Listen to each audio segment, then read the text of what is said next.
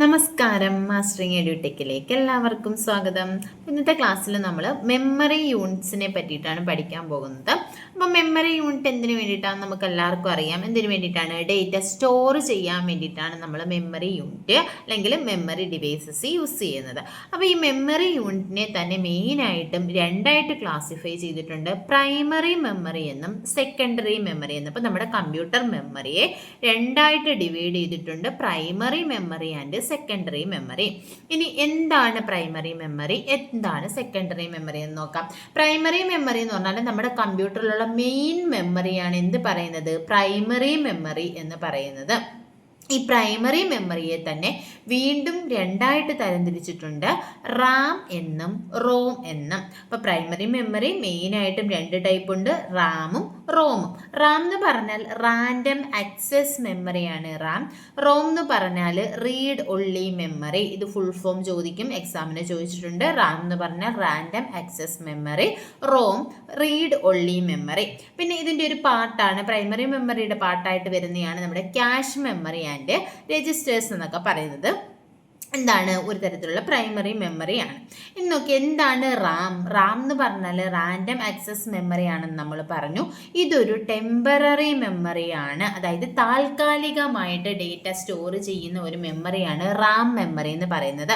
ഇപ്പോൾ ഒരു എക്സാമ്പിൾ പറയുകയാണെങ്കിൽ, നമ്മൾ വർക്ക് ചെയ്തുകൊണ്ടിരിക്കുന്ന സമയത്ത് ഇപ്പം ഞാനൊരു MS വേഡിൻ്റെ ഒരു ആപ്ലിക്കേഷൻ ഓപ്പൺ ചെയ്തു, അതിനകത്ത് ഡേറ്റ ടൈപ്പ് ചെയ്തുകൊണ്ടിരിക്കുകയാണ്. അപ്പോൾ നമ്മൾ വർക്ക് ചെയ്തുകൊണ്ടിരിക്കുകയാണ്. അപ്പോൾ വർക്ക് ചെയ്തുകൊണ്ടിരിക്കുമ്പോൾ ഞാൻ ഈ ടൈപ്പ് ചെയ്യുന്ന ഡേറ്റയൊക്കെ താൽക്കാലികമായിട്ടൊരു മെമ്മറിയിലേക്ക് സ്റ്റോർ ചെയ്ത് വെക്കും.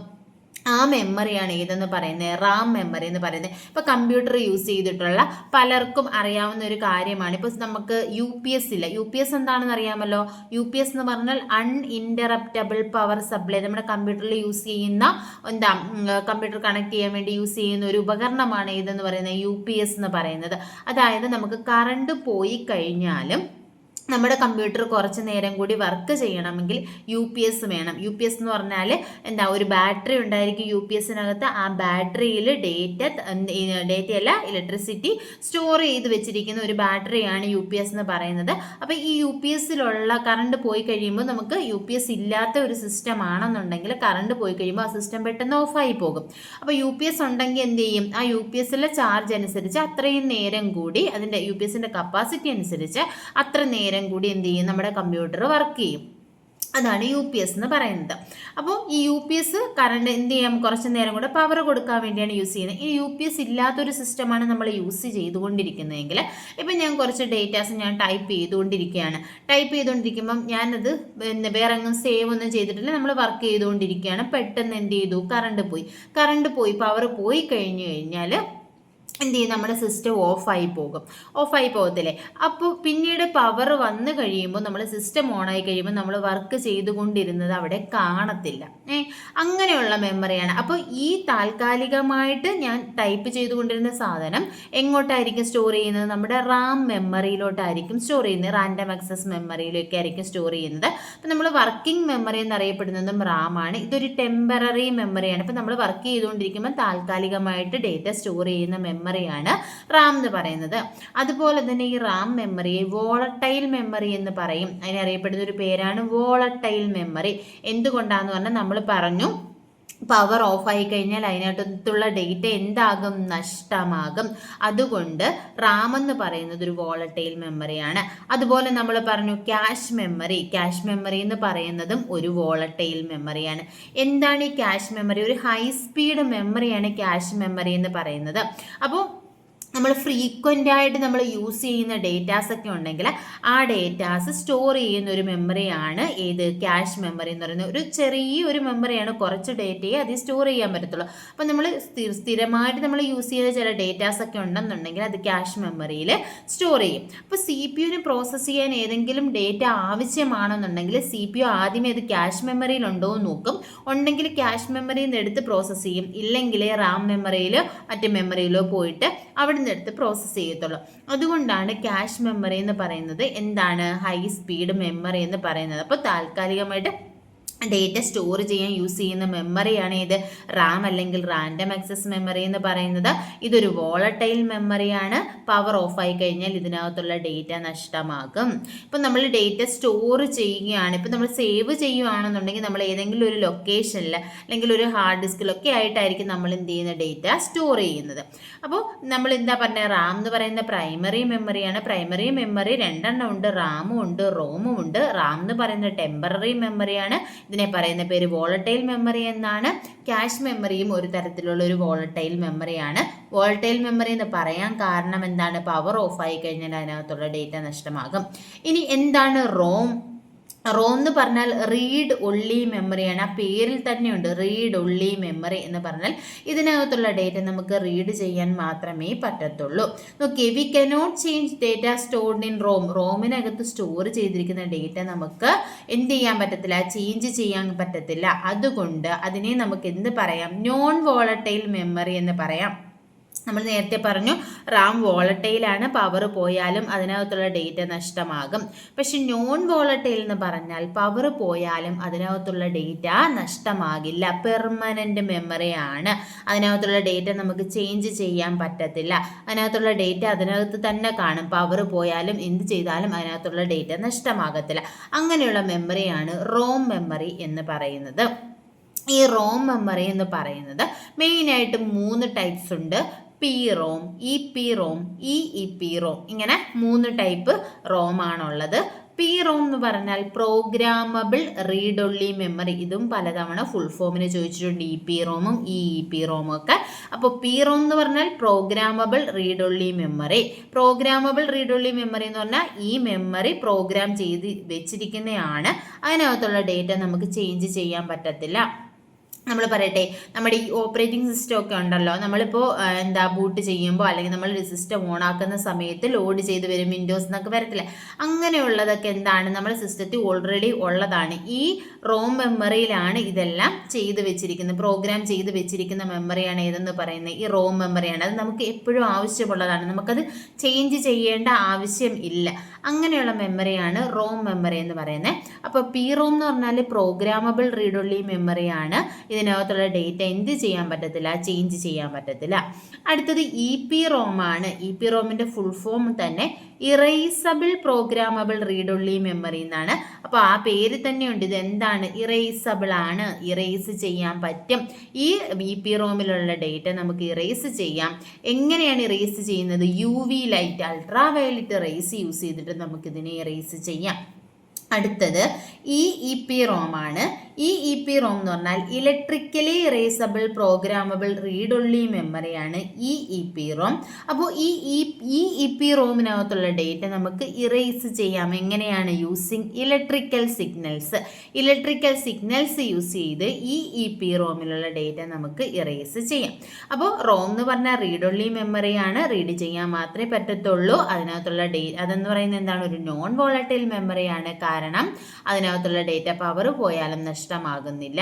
നേരത്തെ പ്രോഗ്രാം ചെയ്ത് വെച്ചിരിക്കുന്ന മെമ്മറിയാണ് റോം മെമ്മറി എന്ന് പറയുന്നത്. ഇത് 3 ടൈപ്പ് ഉണ്ട്, പി റോം ഉണ്ട്, ഇ പി റോം ഉണ്ട്, ഇ പി റോം ഉണ്ട്. പി റോം എന്ന് പറഞ്ഞാൽ പ്രോഗ്രാമബിൾ റീഡ് ഒൺലി മെമ്മറിയാണ്, ഇതിലുള്ള ഡേറ്റ ചേഞ്ച് ചെയ്യാൻ കഴിയില്ല. ഇ പി റോം എന്ന് പറഞ്ഞാൽ ഇറേസബിൾ പ്രോഗ്രാമബിൾ റീഡ് ഒൺലി മെമ്മറിയാണ്, UV ലൈറ്റ് യൂസ് ചെയ്തിട്ട് ഇത് ഇറേസ് ചെയ്യാം. ഇ പി റോം എന്ന് പറഞ്ഞാൽ electrically erasable programmable read only മെമ്മറിയാണ്. ഇതിനകത്തുള്ള ഡേറ്റ ഇലക്ട്രിക്കൽ സിഗ്നൽസ് യൂസ് ചെയ്തിട്ട് ഇറേസ് ചെയ്യാം. ഇനി അടുത്ത് നമുക്ക് പറയാനുള്ളത് സെക്കൻഡറി മെമ്മറിയാണ്. ഇപ്പം നമ്മൾ മെമ്മറി 2ആയിട്ട് തരംതിരിച്ചു, പ്രൈമറി മെമ്മറി എന്നും സെക്കൻഡറി മെമ്മറി എന്നും. സെക്കൻഡറി മെമ്മറിയെ നമ്മൾ അറിയപ്പെടുന്ന മറ്റൊരു പേരാണ് എക്സ്റ്റേണൽ മെമ്മറി. പ്രൈമറി മെമ്മറിയെ നമ്മൾ മെയിൻ മെമ്മറി എന്ന് പറഞ്ഞു. സെക്കൻഡറി മെമ്മറി എന്ന് പറഞ്ഞാൽ എന്താണ്, എക്സ്റ്റേണൽ മെമ്മറിയാണ്. അപ്പോൾ നമ്മുടെ കമ്പ്യൂട്ടറിൽ ഇൻബിൽറ്റ് ആയിട്ടുള്ള മെമ്മറി അല്ല, എക്സ്റ്റേണൽ ആയിട്ട് നമ്മൾ യൂസ് ചെയ്യുന്ന മെമ്മറിയാണ് ഇത് സെക്കൻഡറി മെമ്മറി എന്ന് പറയുന്നത്. ഇതിന് എക്സാമ്പിളാണ് നമ്മുടെ magnetic tape, magnetic disk, hard disk, floppy disk, optical disk, flash drive. ഇതെല്ലാം എന്താണ്, എക്സ്റ്റേണൽ മെമ്മറി അല്ലെങ്കിൽ സെക്കൻഡറി മെമ്മറിയാണ്. ഇത് എന്തിനു വേണ്ടിയിട്ടാണ് യൂസ് ചെയ്യുന്നത്, ഡേറ്റ പെർമനൻ്റ് ആയിട്ട് സ്റ്റോർ ചെയ്യാൻ വേണ്ടിയിട്ടാണ് സെക്കൻഡറി മെമ്മറി യൂസ് ചെയ്യുന്നത്. നമ്മൾ പറഞ്ഞു പ്രൈമറി മെമ്മറിയിൽ ഡേറ്റ എന്തായിരുന്നു, താൽക്കാലികമായിട്ടായിരുന്നു നമ്മൾ സ്റ്റോർ ചെയ്തിട്ടുള്ളത്. ഇതെന്തായിരുന്നു, ടെമ്പററി മെമ്മറി എന്നാണ് പറഞ്ഞത്. അപ്പോൾ സെക്കൻഡറി മെമ്മറി ആണെങ്കിൽ പെർമനൻ്റ് ആയിട്ട് ഡേറ്റ സ്റ്റോർ ചെയ്യാൻ വേണ്ടിയിട്ടാണ് യൂസ് യൂസ് ചെയ്യുന്നത്. അത് മാത്രമല്ല, ഇപ്പോൾ നമ്മൾ ഡേറ്റ സ്റ്റോർ ചെയ്യുമ്പോൾ നമ്മൾ പറഞ്ഞു താൽക്കാലികമായിട്ട് വർക്ക് ചെയ്യുന്ന സമയത്താണ് റാം അല്ലെങ്കിൽ പ്രൈമറി മെമ്മറിയിൽ ഡേറ്റ സ്റ്റോർ ചെയ്യുന്നത്. അപ്പോൾ ഇതിനെ നമ്മൾ സ്റ്റോർ ചെയ്യുന്ന, നമ്മൾ സേവ് ചെയ്യുന്ന സമയത്ത് എങ്ങോട്ടാ, നമ്മുടെ സിസ്റ്റത്തിൽ തന്നെ ഇൻബിൽറ്റ് ആയിട്ട് നമ്മുടെ സിസ്റ്റത്തിനകത്ത് തന്നെ എന്ത് കാണും, ഒരു ഹാർഡ് ഡിസ്ക് കാണും.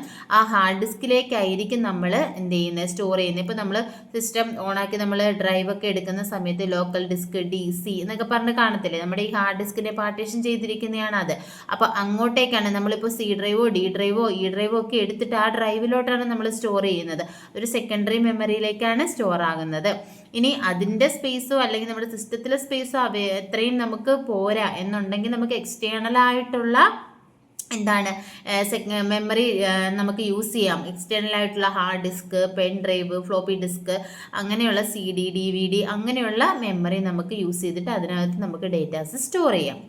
ഇനി നോക്കിയേ, എന്താണ് മാഗ്നറ്റിക് ഡിസ്ക് എന്ന് പറയുന്നത്? It is a hard disk used inside the CPU use ചെയ്യുന്ന ഒരു ഹാർഡ് ഡിസ്ക് ആണ് ഏതെന്ന് പറയുന്നത്, മാഗ്നറ്റിക് ഡിസ്ക് എന്ന് പറയുന്നത്.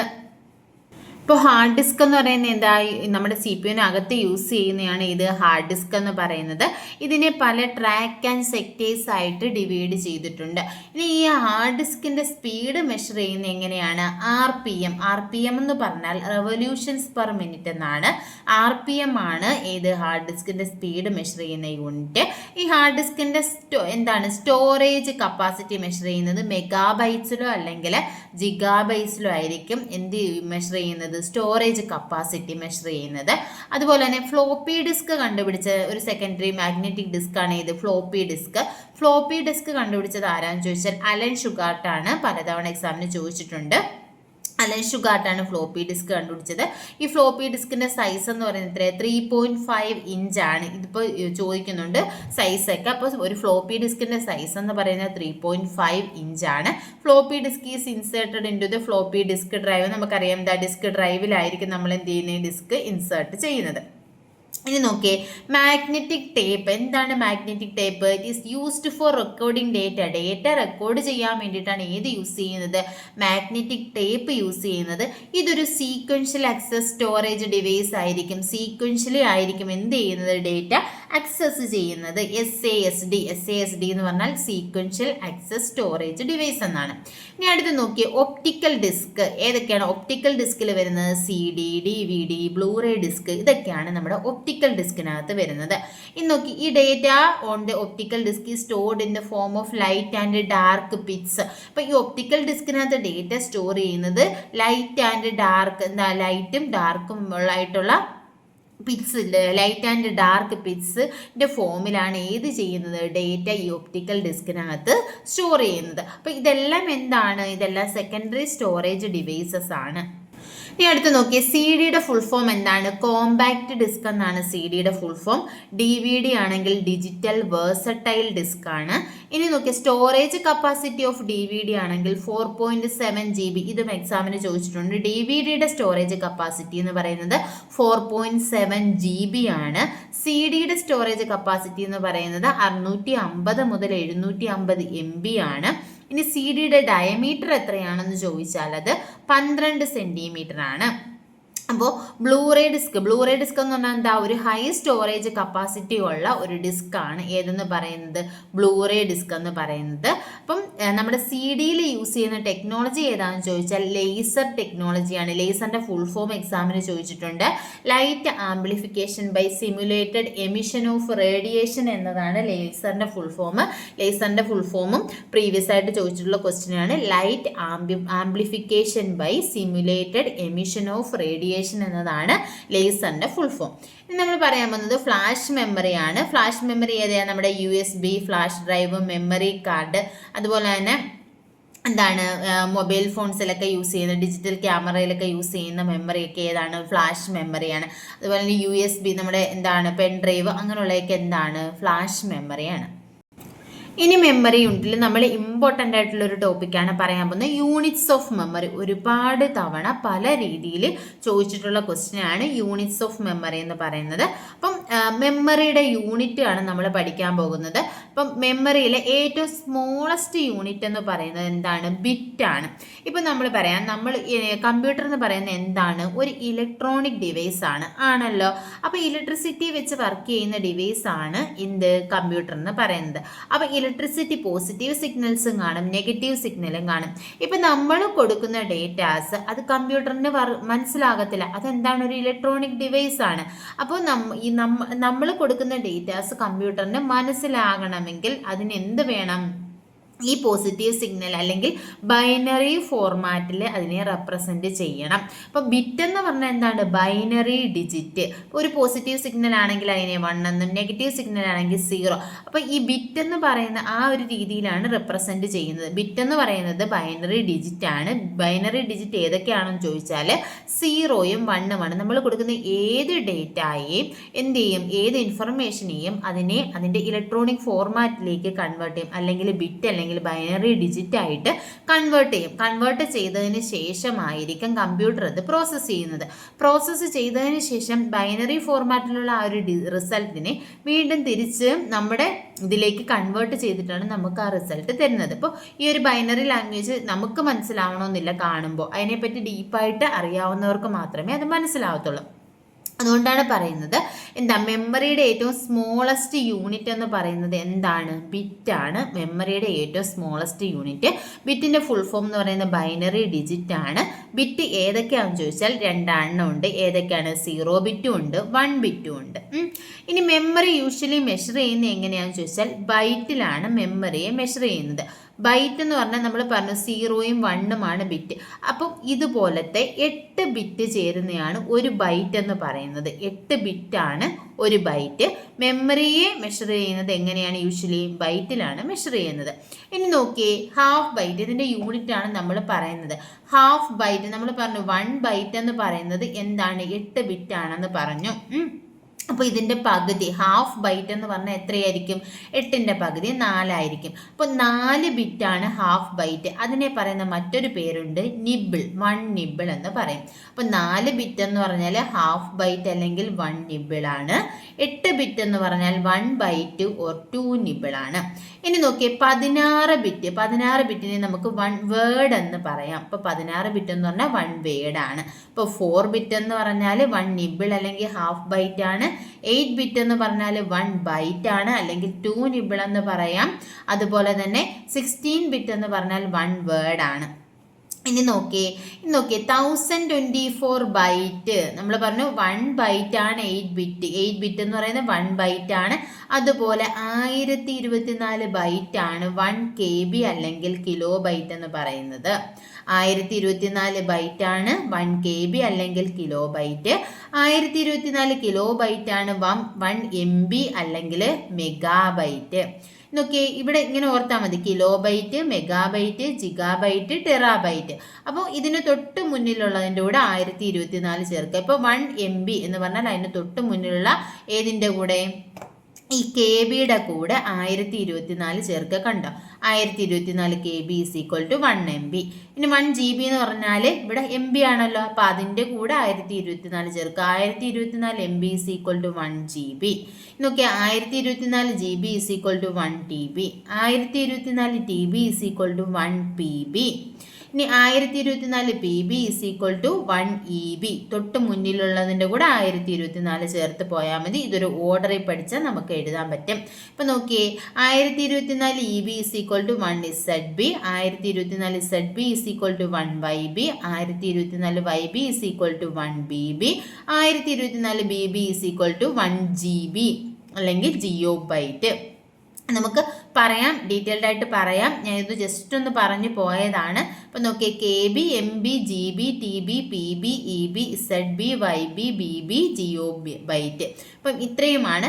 പണ്ട് നേരത്തേക്കാണെന്നുണ്ടെങ്കിൽ നമുക്കിപ്പോൾ ഈ എന്താണ് KB, MB, TB വരെയൊക്കെ ചോദിക്കത്തുള്ളൂ എന്ന് പറയാമായിരുന്നു. ഇത്രയും വരെ KB, MB, GB, TB ഇതുവരെയായിരുന്നു ചോദിച്ചുകൊണ്ടിരുന്നത്. പക്ഷേ ഇപ്പോൾ ഇങ്ങോട്ടുള്ള യൂണിറ്റുകളും ചോദിക്കുന്നുണ്ട്. അപ്പോൾ ഇത് ഇത്രയും നമ്മൾ പഠിച്ചു വെക്കുന്നത് നല്ലതാണ്. Okay 1024 KB is equal to 1 MB എന്ന് പറഞ്ഞാൽ megabyte. 1024 MB is equal to 1 GB, GB എന്ന് പറഞ്ഞാൽ gigabyte. 1024 GB is equal to 1 TB, TB എന്ന് പറഞ്ഞാൽ terabyte. 1024 TB is equal to 1 PB, PB എന്ന് പറഞ്ഞാൽ petabyte. 1024 PB is equal to 1 EB, EB എന്ന് പറഞ്ഞാൽ exabyte. 1024 EB is equal to 1 ZB, ZB എന്ന് പറഞ്ഞാൽ zettabyte. 1024 ZB is equal to 1 YB, YB എന്ന് പറഞ്ഞാൽ yottabyte. 1024 YB is equal to 1 BB, BB എന്ന് പറഞ്ഞാൽ brontobyte. 1024 BB is equal to 1 ജിയോബൈറ്റ്. കണ്ടോ, ജിയോബൈറ്റ്. അപ്പോൾ ഇത്രയുമാണ് മെയിനായിട്ടുമുള്ള യൂണിറ്റ്. അപ്പോൾ ഇത് നമ്മളൊരു ഓർഡറിൽ പഠിക്കും. KB, MB, GB, TB, PB, EB, ZB, YB, BB, ജിയോബൈറ്റ്. ഇനി പഠിച്ചു വെക്കാൻ പാടുള്ളവർക്ക്, ഇങ്ങനെ പേര് പഠിക്കാൻ പാടുള്ളവർക്ക് എന്തോർത്താൽ മതി, ഇത് ഈ ഒരു പാട്ട് പോലെ പഠിച്ചാൽ മതി. KMGT, പെറ്റ, എക്സ, സെറ്റ, യോട്ട, ബ്രോണ്ടോ, ജിയോബൈറ്റ് എന്ന് പഠിച്ചാൽ മതി. KMGT, kilobyte, megabyte, gigabyte, terabyte. Peta, exa, zetta, yotta എന്താ, petabyte, exabyte, zettabyte, yottabyte. Bronto, geobyte, brontobyte, geobyte. ഇപ്പോൾ ജിയോബൈറ്റ് ചോദിച്ചാൽ 1024 ബ്രോണ്ടോബൈറ്റ്, ബ്രോണ്ടോബൈറ്റ് ചോദിച്ചാൽ 1024 യോട്ടാബൈറ്റ്, സെറ്റാബൈറ്റ് ചോദിച്ചാൽ 1024 എക്സാബൈറ്റ്, 1 പെറ്റാബൈറ്റ് ഈക്വൽ ചോദിച്ചാൽ 1024 ടെറാബൈറ്റ്, 1 മെഗാബൈറ്റ് ചോദിച്ചാൽ 1024 കിലോബൈറ്റ്. ഇങ്ങനെ തൊട്ട് മുന്നിലുള്ളത് വെച്ചിട്ട് നമുക്ക് പറയാൻ പറ്റും. ഇനി അതുപോലെ തന്നെ ഇങ്ങനെ ചോദിക്കാം, 100 MB is equal to dash KB എന്ന് ചോദിക്കാം. ഇപ്പോൾ 1 MB 1024 KB ആണെന്ന് നമുക്കറിയാം അല്ലേ. 1 MB is equal to 1024 KB. അപ്പോൾ 100 MB വരുമ്പോൾ 1024 × 100. അപ്പം അതുപോലെ ഇതേപോലെയും നമുക്ക് എന്ത് ചെയ്യാം, കാൽക്കുലേഷൻ ചെയ്തിട്ടും ക്വസ്റ്റ്യൻ എക്സാമിന് ചോദിക്കാം. അപ്പോൾ ഇത്രയുമാണ് മെമ്മറിയെ പറ്റി ഇമ്പോർട്ടൻ്റ് ആയിട്ട് പറയാനുള്ളത്. ബാക്കി ക്ലാസ്സുകൾ നമുക്ക് അടുത്ത ക്ലാസ്സിൽ ഡിസ്കസ് ചെയ്യാം. ക്ലാസ്സുകൾ ഇഷ്ടപ്പെടുവാണെങ്കിൽ ലൈക്ക് ചെയ്യുക, ഷെയർ ചെയ്യുക, കമൻറ്റ് ചെയ്യുക. താങ്ക്